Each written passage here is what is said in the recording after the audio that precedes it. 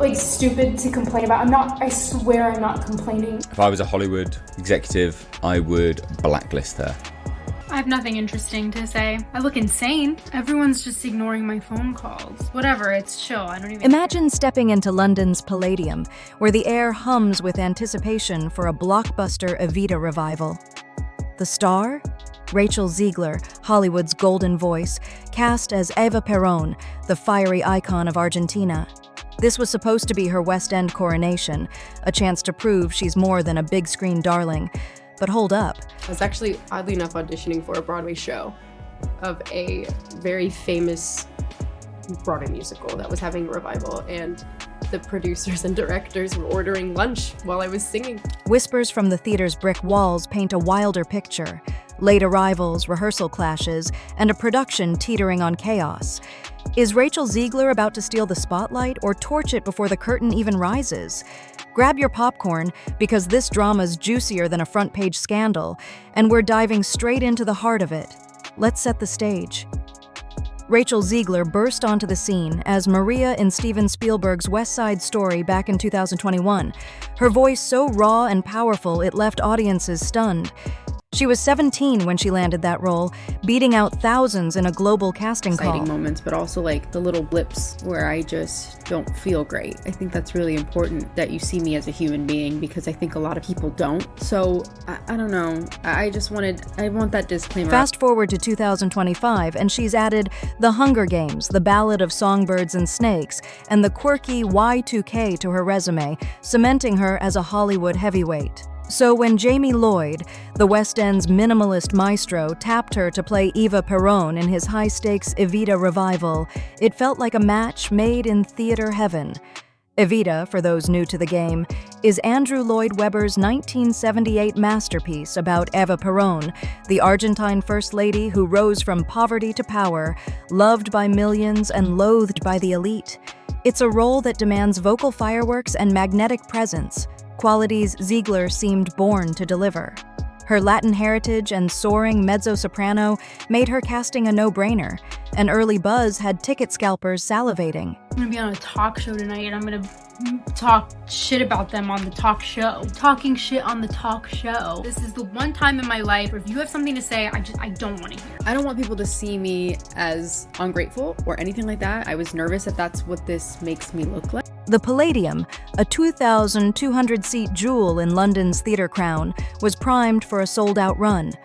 But even before the first rehearsal, insiders say cracks were forming. Reports, unverified mind you, hinted Zegler was showing up late. I don't want people to see me in a weakened state. Zegler's career now looking like it is seriously on life support. Strolling in with a latte and an aura that screamed, "I'm here to shake things up." Castmates swapped glances, stage managers checked their watches, and the rumor mill started churning. Something was brewing behind those velvet curtains, and it wasn't just stage magic. Now, let's talk about Jamie Lloyd, the director steering this ship. Lloyd's a legend in theater circles, known for stripping classics down to their raw, emotional core.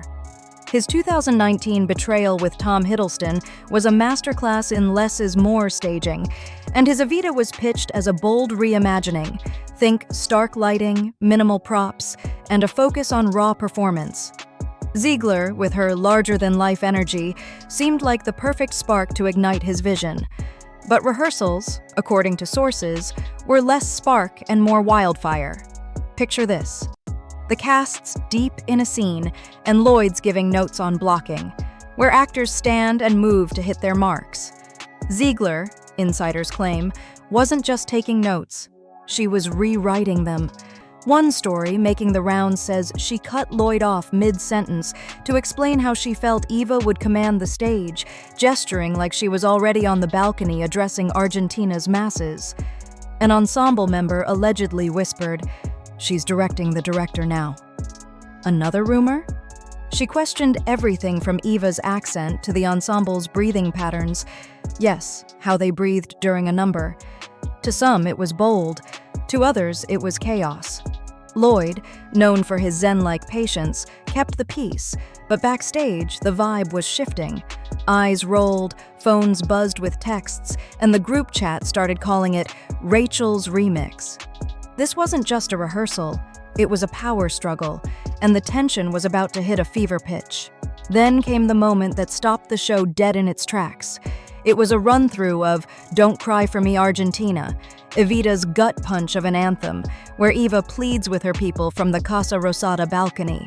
The band was soaring, the ensemble was locked in, and Zegler was mid-note, her voice ringing to the rafters. Then, out of nowhere, she froze. Sources say she slashed her hand like a conductor, silencing the music, and declared, "The energy's all wrong. I'm getting static, not revolution." The room went quiet, sheet music practically floating to the floor. The dance captain tried to reset, calling for a quick restart, but Zegler wasn't having it. She stepped off stage, slipped off her mic pack, and walked out of the Palladium's rehearsal hall without a word. No warning, no "I'll be back in 5, just the echo of a closing door. The cast stood frozen, like statues in a museum no one was visiting. Texts blew up. Did she just quit? Is she okay? The stage manager muttered, "Drill what? The lead just bailed."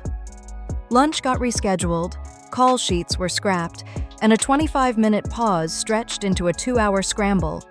Zegler showed up the next morning, all business, humming vocal warm-ups like nothing happened, but the cast dubbed it The Vanish, and that moment became the ghost haunting every rehearsal. The question wasn't just about her talent anymore, it was whether she could keep the show from unraveling. While the Palladium was reeling, Zegler's social media was telling a very different story. Apart from all of the political controversy started by the actress, so the movie had all kinds of problems creatively and conceptually. A promo tweet with a political statement. As a result, Mark Platt flew to New York to speak with her in person. And a lot of what you see with Zegler is really just this pretty common Gen Z mentality and approach to work. Her Instagram lit up with curated glimpses of rehearsal life. Sepia-toned shots of her in costume, a backstage selfie with a serene smile, captions like, "Finding Eva's heartbeat in the stillness." It was poetic, polished, and to some castmates, a total rewrite of reality. One allegedly quipped, "Stillness? Sis, you skipped half the song." Fans ate it up, flooding her posts with heart emojis, but the comment sections told another tale. Questions popped up. Why's the crew stuck in overtime? Is it true you walked out? Some of those comments vanished faster than a stagehand during a quick change. Theater Twitter caught wind, and screenshots spread like wildfire, with fans split down the middle. Team Rachel called her a visionary, misunderstood for her passion. Skeptics labeled it a main character meltdown, pointing to deleted comments as proof she was dodging accountability. Her PR team swung into action, feeding theater blogs a tidy statement. Creative intensity is being mischaracterized as discord. But the blogs weren't buying it. One ran her quote next to a box office chart showing steep discount code usage, hardly the glow-up she was aiming for. The internet, as always, played no favorites, archiving every deleted post and turning whispers into a digital roar. And while Zegler's feed glowed with serenity, the production's bank account was starting to sweat. Let's talk numbers, because the box office doesn't lie. Evita was supposed to be a juggernaut, with premium stalls, those primo seats up front, selling out in pre-sale. Instead, insiders say they're lingering like last season's costumes. Ticket sites show the orchestra section looking like a checkerboard, with green, available dots outnumbering red, sold ones. Promo emails are flooding inboxes, 2-for-1 Wednesdays, last-minute deals, anything to fill the house. One source leaked a brutal term from the producer's slide deck: pre-preview attrition risk. In plain English, if the backstage chaos keeps leaking, ticket holders might bail before the curtain even rises. Rival shows, like a gritty Sweeney Todd revival down the street, are posting near-capacity heat maps with half the hype. Producers tried spinning it to trade mags, claiming a delayed marketing push is standard for abstract stagings like Lloyd's. Nice try, but the data's cold. One ticket tracker, refreshed hourly by gleeful Broadway bloggers, shows Evita's sales trend line dipping like a bad plot twist. Inside finance meetings, the mood's even bleaker.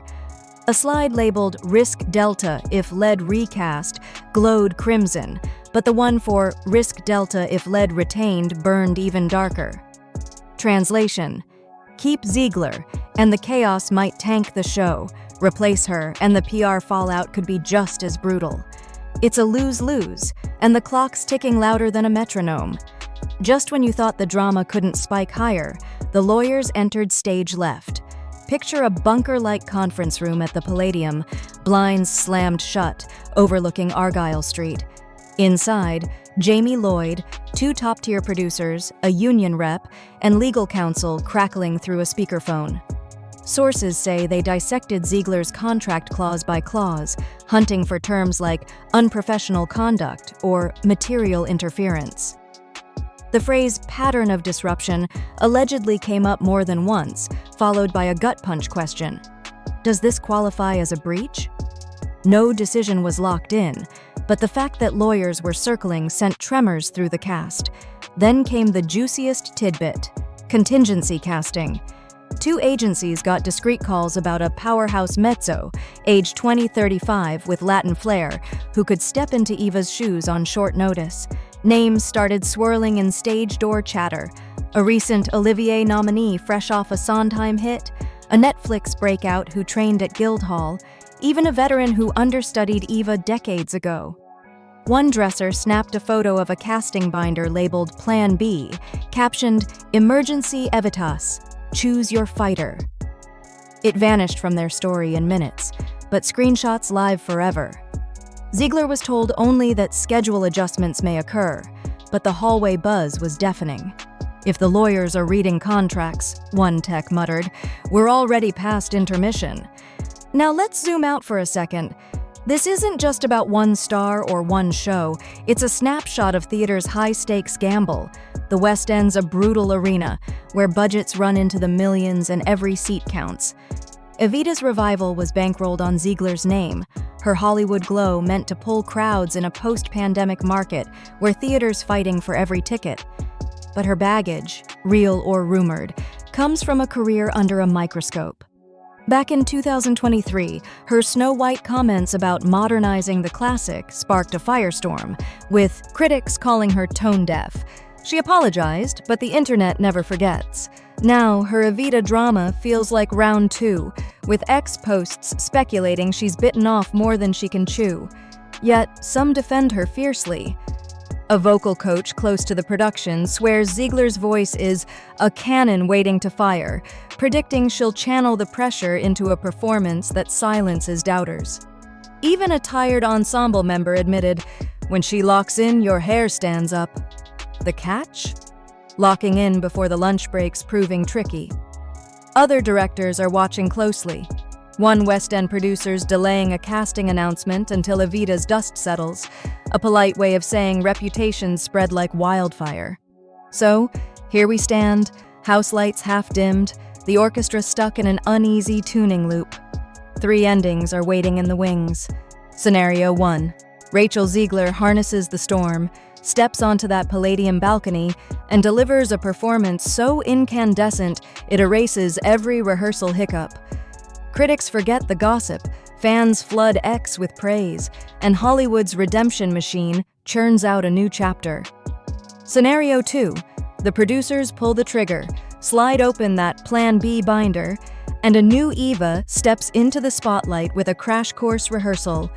The press spins it as a bold save, curiosity spikes ticket sales, and Zegler posts a reflective Instagram carousel about growth through turbulence. Scenario 3. Nobody makes the hard call, and Evita limps to opening night under a cloud of side-eye. Reviews hit harder than a dropped spotlight, investors wince at refund totals, and hurting thunder, Lloyd's cryptic phrase, becomes theater's next cautionary tale.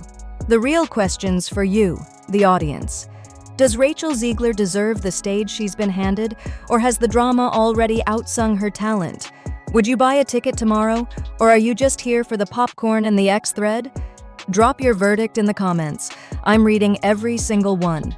Hit that like button if this saga's got you hooked, subscribe to catch the next plot twist, and keep your notifications on, because this story's moving faster than a West End quick change.